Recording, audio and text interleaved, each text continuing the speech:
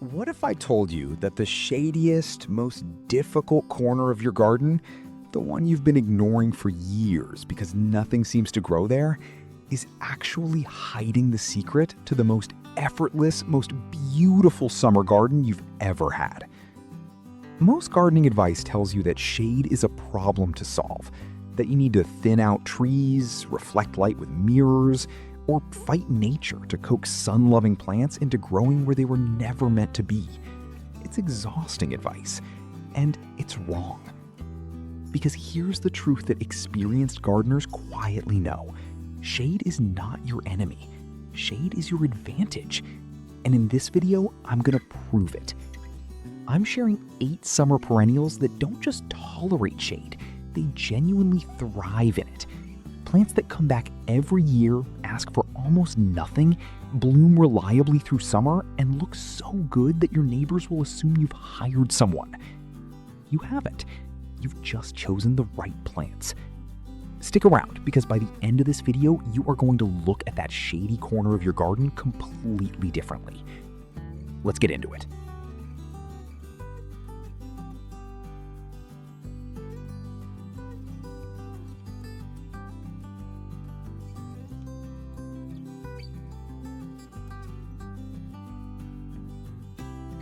Plant number 1, and if you only plant one thing from this entire list, make it this, is Astilbe.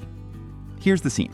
It's the middle of July, your sunny borders are wilting in the heat, demanding water, deadheading, feeding, and over in your shaded corner, Astilbe is quietly producing tall, feathery plumes of flowers in the most gorgeous shades of red, pink, white, and purple, with absolutely no help from you whatsoever.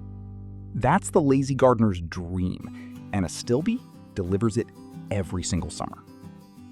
Why it's hard to kill? Astilbe evolved in moist, shaded woodland environments, which means a shady garden spot isn't a compromise for this plant.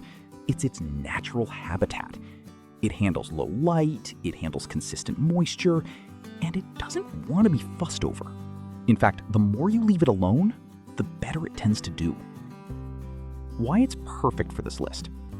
It blooms reliably every summer, requires virtually no maintenance between seasons, dies back tidily in autumn, and reemerges every spring with more flower spikes than the year before. The lazy gardener's ideal perennial. A plant that genuinely does the work for you. Keep the soil consistently moist. Astilbe's one non-negotiable. Mulch around the base in spring to lock in moisture, and you can essentially forget about it for the rest of the season.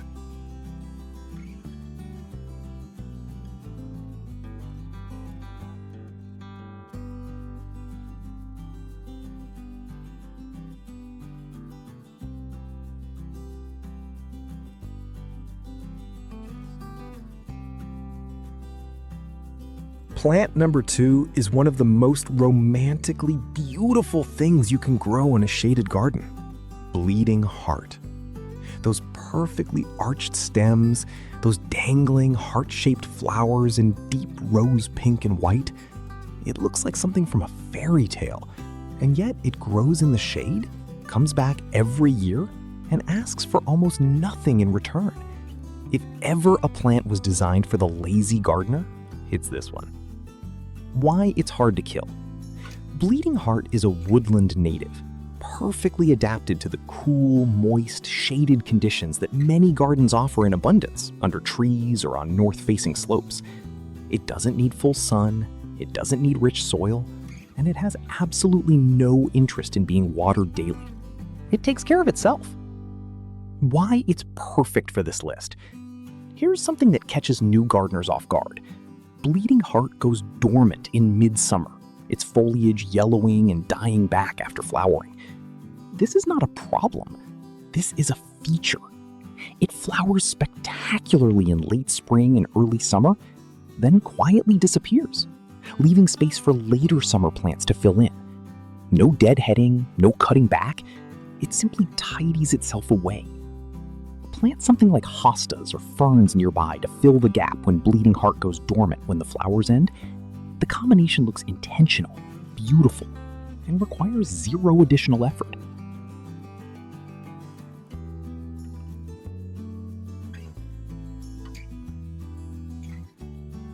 Plant number 3 is one of the most underrated shade plants in existence. And yes, it has possibly the worst common name in gardening, Lungwort. Not exactly glamorous. But ignore the name completely, because what this plant does is remarkable. Lungwort produces flowers that open pink and slowly mature to blue, on the very same plant at the very same time. It's one of the very few plants in nature that does this, and the bicolor effect is genuinely beautiful.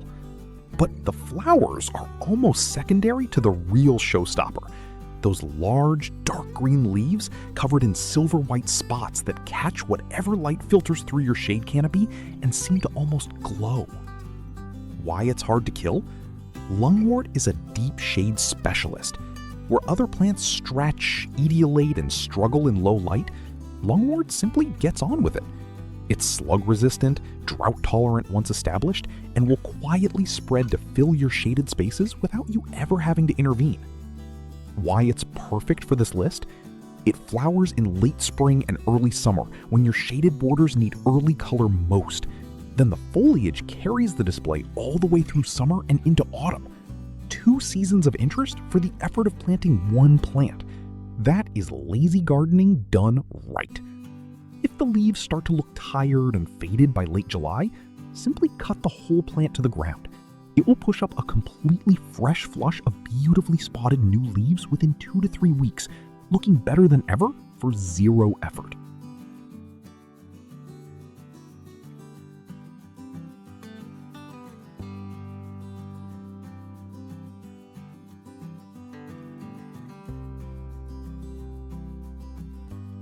Plant number 4 is the most elegant plant on this list, and possibly the most perfectly suited to the lazy gardener of any plant I know, Solomon's Seal.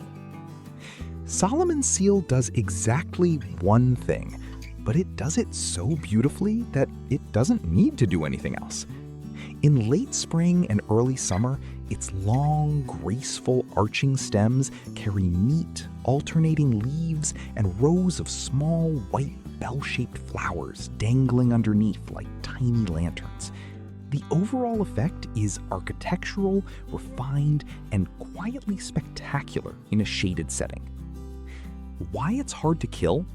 Solomon's Seal spreads via underground rhizomes in slowly expanding colonies. It establishes itself, then takes care of itself.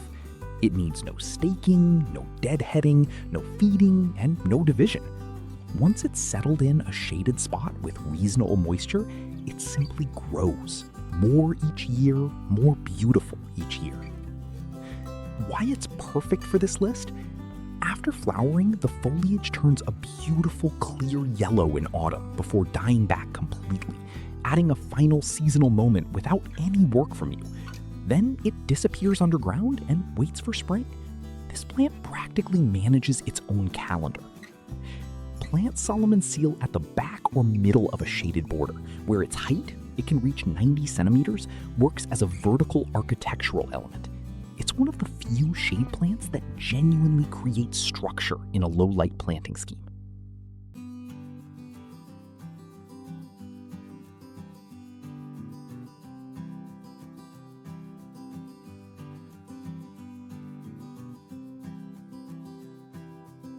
Plant number 5 brings the drama.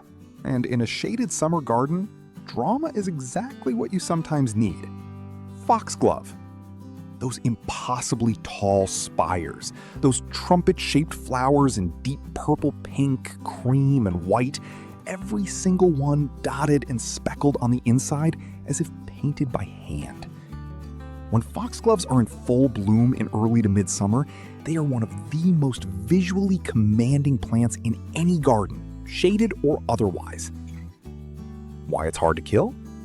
Foxgloves are biennials. They grow foliage in their first year and flower in their second. But here's the lazy gardener's trick.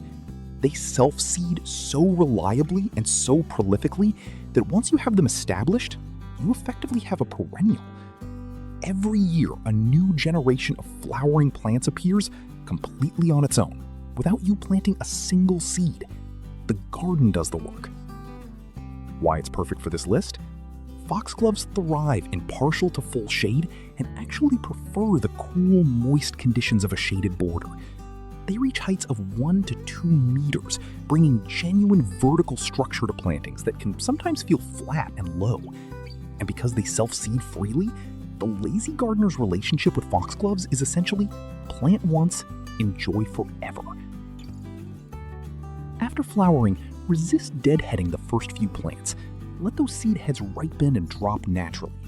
The seeds that fall will become next year's flowering plants. After that, cut the old spires down and tidy up. Self-seeding handled, future display secured.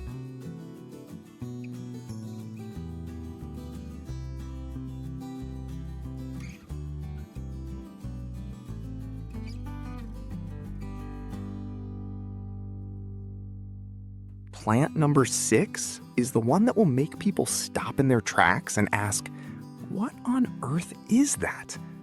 Toad lily. The name is unfortunate. The plant is extraordinary. In late summer, August and September, when most shade perennials have long finished flowering, toad lily opens its blooms.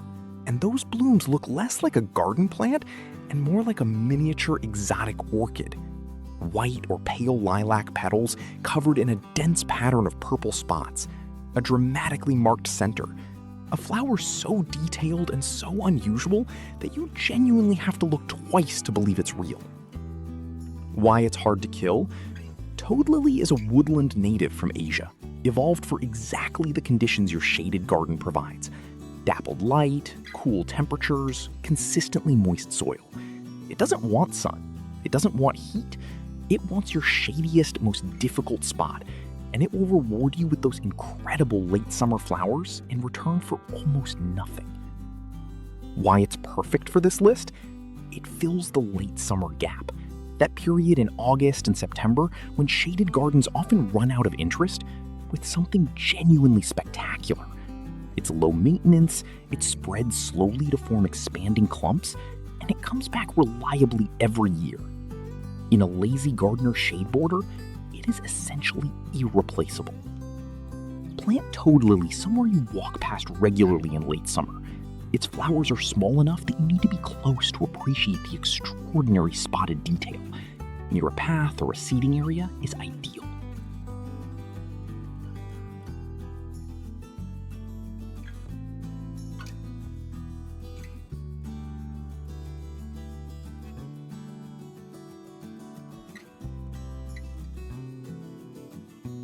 Plant number 7 is the one that keeps your shaded garden looking incredible when everything else in the garden has given up for the year. Japanese anemone. In late summer and autumn, September, October, sometimes into November, Japanese anemone sends up tall, wiry stems topped with simple, beautiful flowers in white or soft pink, each one with a golden yellow center that glows in the low autumn light. While your neighbors' gardens are looking tired and brown, yours is still going strong. That's the lazy gardener's triumph. Why it's hard to kill? Once established, Japanese anemone is practically indestructible. It spreads via underground stolons, forming expanding colonies that become more floriferous and more dramatic with each passing year. It handles shade, handles dry summers once established, handles winter cold with complete indifference, and essentially manages itself entirely. Why it's perfect for this list? It provides the most valuable bloom time of all, late season. From September onward, almost nothing is flowering in shaded gardens.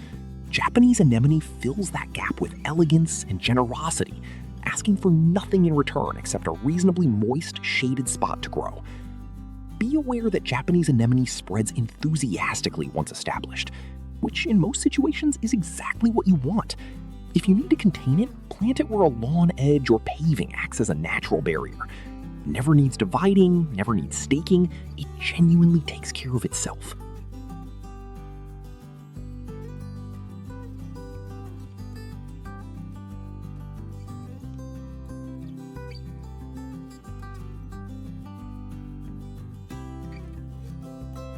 we close the list with what might be the ultimate lazy gardener's shade plant, Foamflower.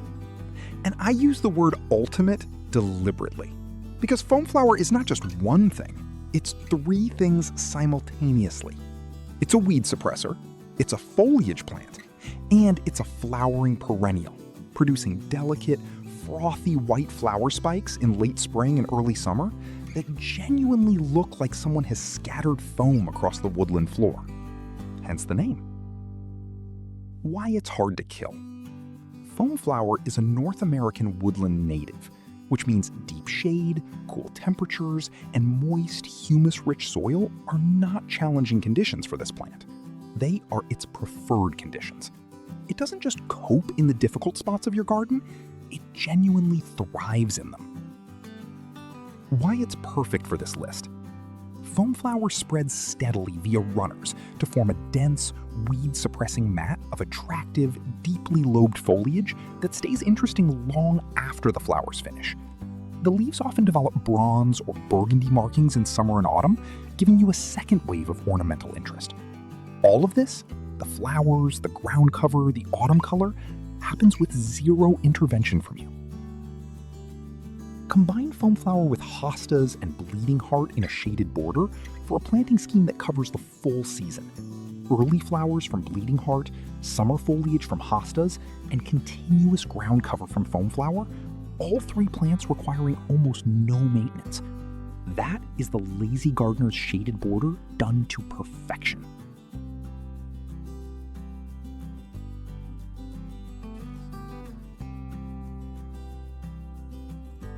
So there they are, 8 hard-to-kill summer perennials for shade.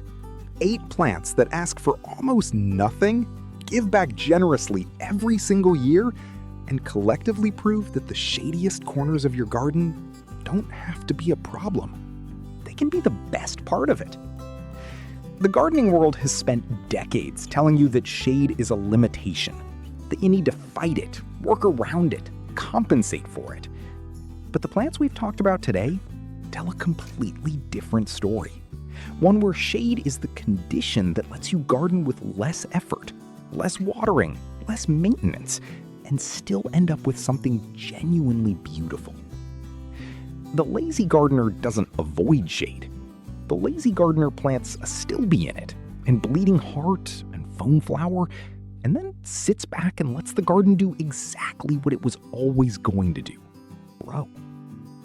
If this video helped you see your shaded spaces differently, please hit like and subscribe. It genuinely helps this channel more than you know. And if you have a shadiest corner success story of your own, I'd love to hear it in the comments below. Until next time, garden smarter, not harder.